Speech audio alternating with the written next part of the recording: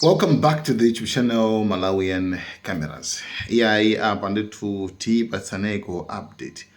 A Trump ndithu pompano angotumiza message imene akunena kuti I have been asked by the Emir of Qatar, Tamim bin Hamad Thani, and Crown Prince of Saudi Arabia, Mohammed bin Salman, a Saudi, and the president of the United Arab Emirates, Mohammed, Zayed and Nahyan, to hold off on our planned military attack of the Islamic Republic of Iran, which was scheduled for tomorrow.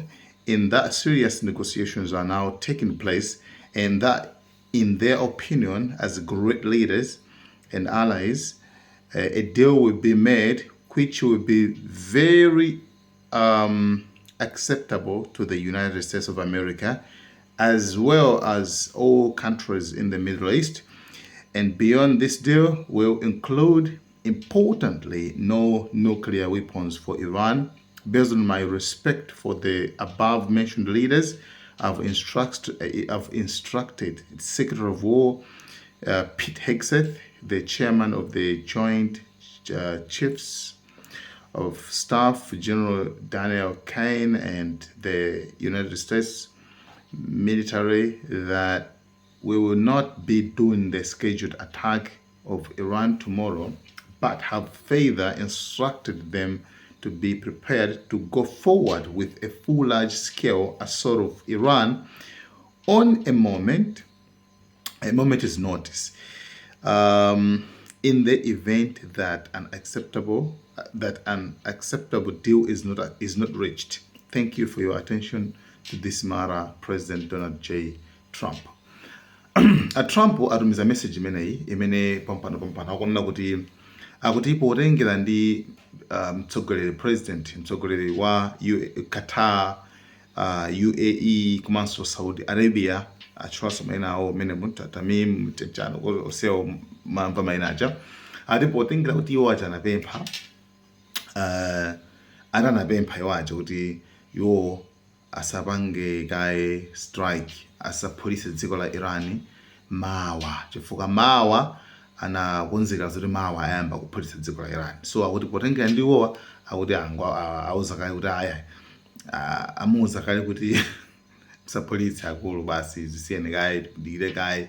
So Trump akuti wauza asilikali ama generals akulu osankhondo kuti ayi pakadali panopa palibe kuphulitsa mokhala kaye chete, andi komano mudikire kaye mwina ngati deal kupanga deal akapanda ku deal kuivomera deal yaivomere imene ikhale yovomerezeka ndi America, koma akapanda kuvomera deal yonde kuti tikuuzanisoni kuti muzapita ndi full scale war, muzapita ndi kukamenya nkhondo ku dziko la Iran. Koma pakadali panopa malinga ndi ati ulemu umene ali nawo a Trump ndi malidala amene awatchula mwambaja nde ati panopa wasiya kaye zimenezi sapanga. So komano akuti muli monse mene angakambiranemo akuti Iran komano sikuyenera kuti mudilumu mukhale zoti Iran sikuyenera kukhala ndi zida za nuclear.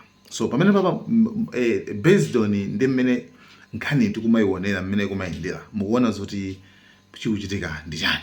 A Trump pali chinthu chimodzi, it's either tingoti kuti pali zinthu ziwiri.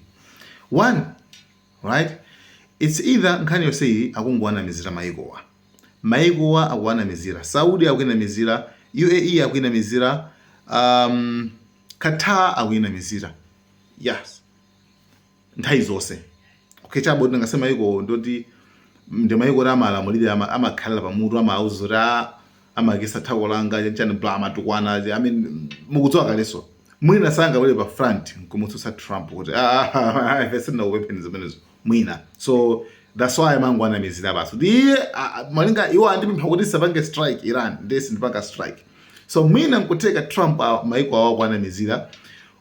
Okay, why tikuna kuti mwina akwanamizira ifuna kuti maiko amene wanda amene akhaso ali limodzi kumenya nkhondo ndi side by side ndi America. Recent report nakupasani pano Brad Cooper, commander wa CENTCOM, anayankhula kuti ayi ife tinali limodzi ndithu kumenya nkhondo icha. So zitheka bwanji kuti iwo akaletse a Trump kuti asapange strike dziko la Iran.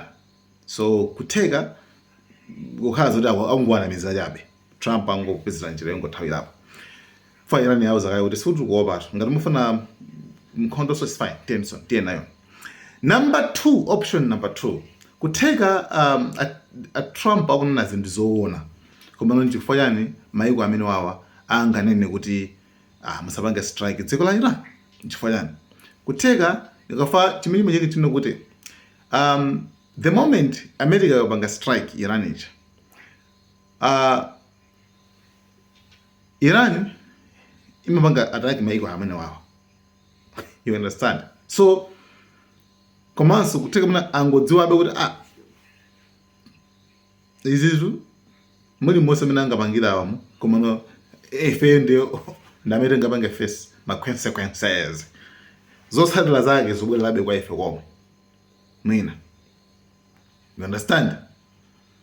Mwina kuti abasi ababande zake bwati tingwalesa Trump wakuti akulu musapanga attack poona zoti America pabe imapanga pa nthawi imene iwo apangidwa attack, especially mabase awo kumafuta kwawo pa America pabe imapanga. So mwina make angoganizira amene a Trump musapanga kaya attack, you see. So pamene tikuganiza mwantundu otero chifukwa there is no need kuti apapa zingonama kuti ayi ife apapa basi akuti. So report number 2 imene kumabwera pano kuti akuti a Trump avomera sopano kuti achotsa ma sanctions. A Trump kuti avomera kuti iwowa achotsa ma sanctions Iran ziba, right?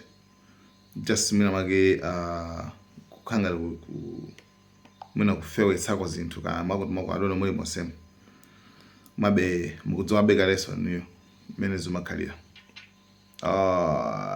ring light yachita anyway guys, komano ena amafuna aoneko za Hiroshima kuti Hiroshima chinachitika ndi chani. Town imene tu before and after. Hiroshima ndi ku Japan kumene America inagwisa kwa ntchito nuclear, bomba la nuclear, ndi muone kuti kuondoka kwa banji. Guys, thank you so much, Nahyan cameras. Guys, let me show you Hiroshima before the bombing and after the bombing. So this is Hiroshima before the bombing. Let's look at the city. This is what the city looked like before the bombing. You can see how beautiful, organized, happy. This is Hiroshima before the bombing. Look guys, Hiroshima before the bombing, everywhere. You can see people, athletes doing their thing, school children going to school. Then 1945, 6th August, on the 6th of August 1945 at around 8:15 a.m. 8:15 a.m. this happened. Guys, this happened. This happened. Guys, look, the whole city. The whole city went down. The whole city went down. Guys, look, everywhere. School children, babies at the hospital, nursing mothers. Think about it. Everybody went down. Guys, look at the dome. Look at the dome that I showed you people. The dome I made the video in front. Look at the city. Everybody went down. Nothing was spared. This is Hiroshima. When the atomic bomb was detonated. You saw the before. This is the after. This is the city of Hiroshima.